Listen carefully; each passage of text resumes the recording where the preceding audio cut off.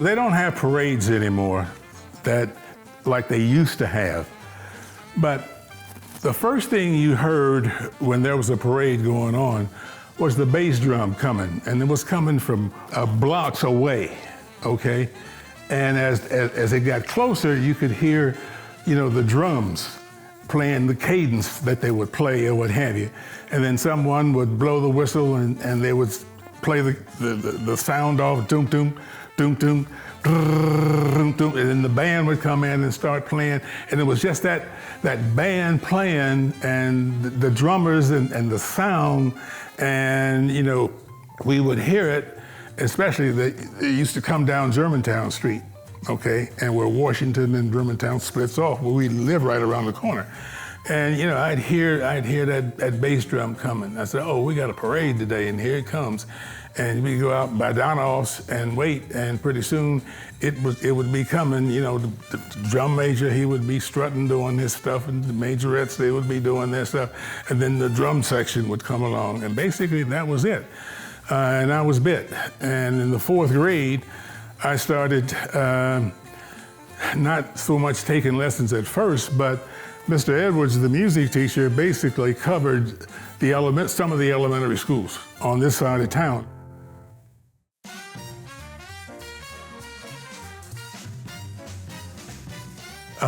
Later on, and probably after that first year, I began to take private lessons from Mr. Edwards. This is when Dunbar had the best band in the city, believe it or not, they did. And the people that came out of there, it was just phenomenal. I mean, we'll get to that later or what have you, but Dayton produced some of the baddest players that, when I say bad, that's good, okay? Some of the baddest players that could do anything and hang with anybody, play with anybody. That's where I was. And I went on to Ohio University and played in the Ohio University Marching Band. The university band was one of the things I've always liked and set up on a pedestal and that kind of thing there, what have you, because there was only about four of us, or 4 folks who looked like me in the band.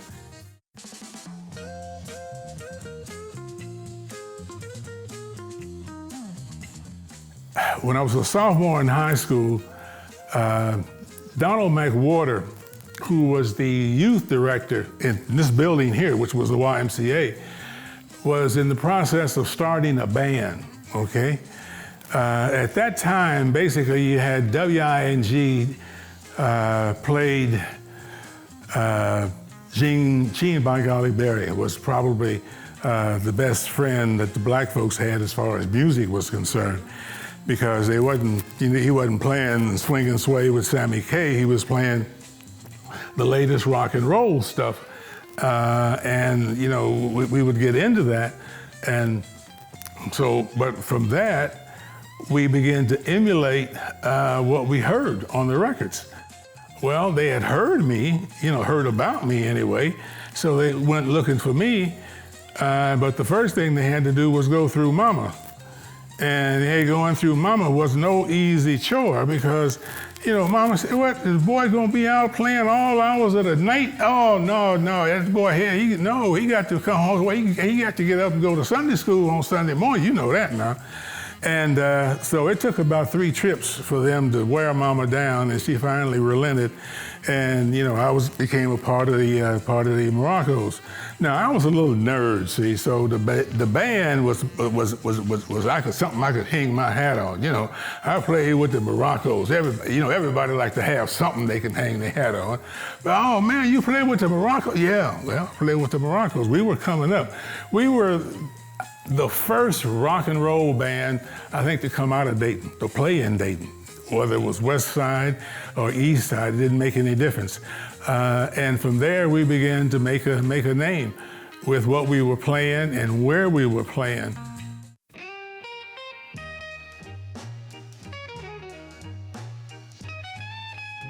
Well, in a way, when I wasn't playing, 5th Street was a little bit too fast for me. I would come over to the Y, okay, and I would go home. But since I was playing, I would come on over to the Y, and I might go to practice at the Y, that kind of thing there. And then Fifth Street became a place where we kind of grew up, because there was a ballroom above the Classic Theater. And folks would rent that out, and we would play the cabaret in the ballroom. Well, across the street from the ballroom and the Classic was Lumac Hotel. And Lumac Hotel had a bar, and usually there was music playing. You have to understand, the Lumac was a bar, really, and a bar on Fifth Street that, was the hangout for folks of the old recruit and that kind of stuff there, the kind of folks that my mama didn't want me to. But anyway, we would go over to listen to the music, but you couldn't listen to the music without seeing the folk who were there and the interactions of the things that were going on. But like you say, coming down Fifth Street, let me tell you, starting from Fifth and Williams, you had Luxemburger on the corner. Across the street, you had Velvet Ice Cream Store. A little down on that same side, you had a store called Allen's Clothing Store. And then up William from Palace, on the same side of the street from Palace, you had Mike Sal potato chips. Now that's something a lot of folks don't know, but Mike Sal's basically used to be in our neighborhood. But anyway, that's what it looked like. So some of the things you could partake, and some of the things you didn't because you weren't old enough.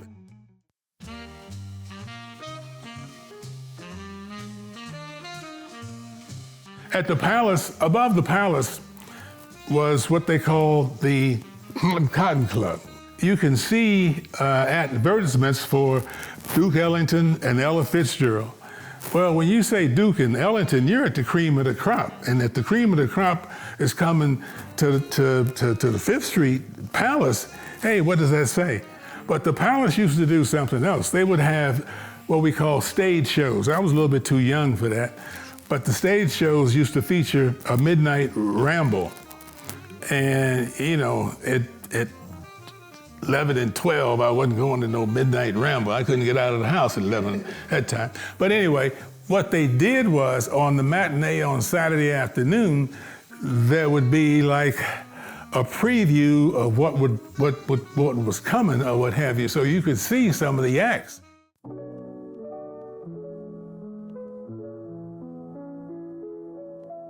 Now, one of the big differences in even if I liked rap, when I compare it to rock and roll or rhythm and blues, rock and roll and rhythm and blues, basically it's talking about love for the most part. And most music does, okay?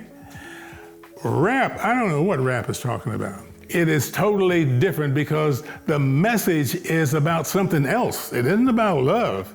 It's about conditions of society for the most part. It's music because it's classified as music, and it's big music because it makes a lot of money. And there are a lot of big folks who are making money off of it. But well, they need to listen to a variety of music. But once again, music is music. You like what you like. If you like rap, fine. If you don't, like me, that's fine too. There's too much to choose from to be middle of the roadish or what have you. You're gonna pick one or the other, that kind of thing.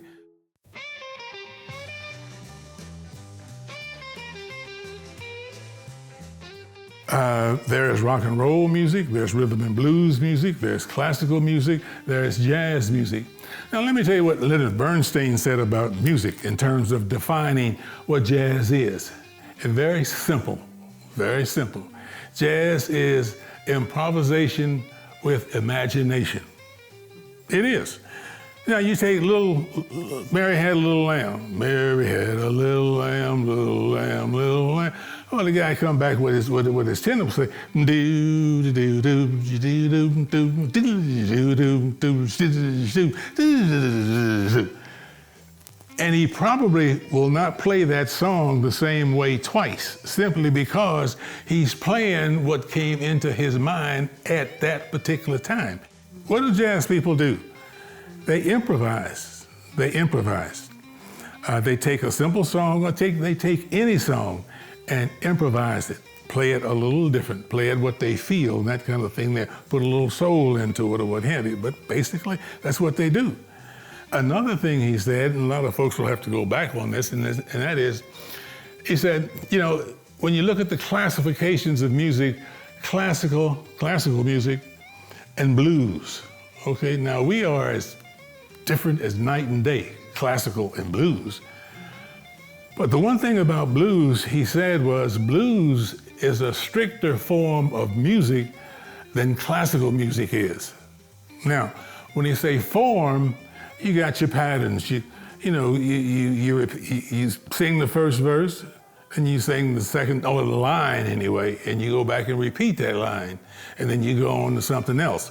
In blues, you go back and forth doing that same thing, and it never changes. Any blues song, you will hear the first line, and then he'll come back and sing the same thing the second time.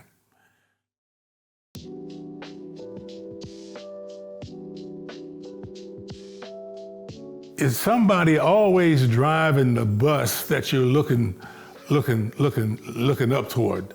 You're listening to, and you want to do what they do. And you got folks that go out there and do it. They might not do it the way we think they should do it, you know, taking the lessons and that kind of thing there. You know, I talk about drummers who basically play before they learn how to play. A lot of musicians will do that.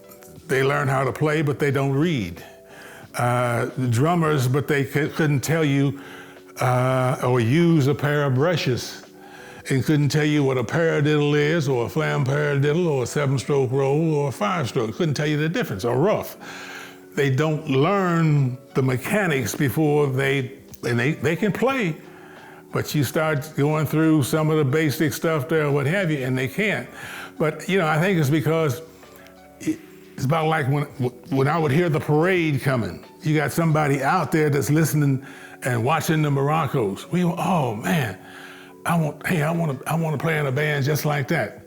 And they convince mama to buy them a guitar, and they do that and that kind of thing there. And I think you have more of that in Dayton because, you know, a lot of folks have come out of Dayton. We didn't even talk about Johnny Wilder and his group, the Headhunter folks and that kind of stuff there, what have you. The funk thing that came out of Dayton. Roger and Zapp. When I first started teaching in 1963, Roger was in the 5th grade he was in the 6th grade at Harrison Elementary in Hamilton, Ohio, and they're from Hamilton, okay? And Roger was picking it up then, but you got some folks who's listening to Roger and what he's playing and that kind of thing there, and they start emulating them or what have you. We just seem to have more of that coming from Dayton than we do anywhere else and that kind of thing. Other than that, I can't tell you. You know, you get infatuated with something and you want to do it. Somebody will see you with your headphones on and running your camera. Oh man, I want to do that. They see the end product and they go to it and they get engrossed in it or what have you, and they stay with it and that kind of thing.